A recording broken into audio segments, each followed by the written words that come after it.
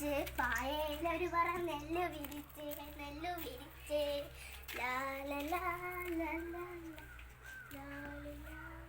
അതിപ്പം എടി ചേച്ചിയെ ഒന്നിങ്ങ് വന്നേ.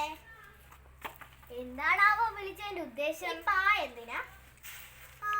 അതിപ്പം കഴിക്കാം, കിടക്കാം, പിന്നെ ചോറുണ്ണാം. കൈതോല പായ വിരിച്ച് പായയിലൊരു പറ നെല്ല് വിരിച്ച്. ഈ പായയിൽ നെല്ല് വിരിച്ചിട്ട് അതിന്റെ പുറത്ത് കയറിയിരുന്ന കുണ്ടി നോവൂല്ലേ? എടി ഓ, അത് വല്ല ഉണക്കാനിട്ടായിരിക്കും അയാൾ ഉദ്ദേശിച്ചത്. നീ ഒന്ന് പോയി കുളിച്ചിട്ടേ വന്നേ, നമുക്ക് സൈക്കിളിൽ കറങ്ങാം. കുളിക്കാനോ? നിനക്ക് വേണം ഞാൻ മുഖം കൈയും കാലും കഴുകാം. എടി ഒന്ന് പോയി കുളിക്കടി നാറി. കഴിഞ്ഞ ആഴ്ചയല്ലേ കുടിച്ചത്, ഇനി അടുത്ത ആഴ്ച കുളിക്കാം. ഓ, നിന്റെ ദേഹത്ത് ഏതെങ്കിലും വേതാളം കയറിയോ?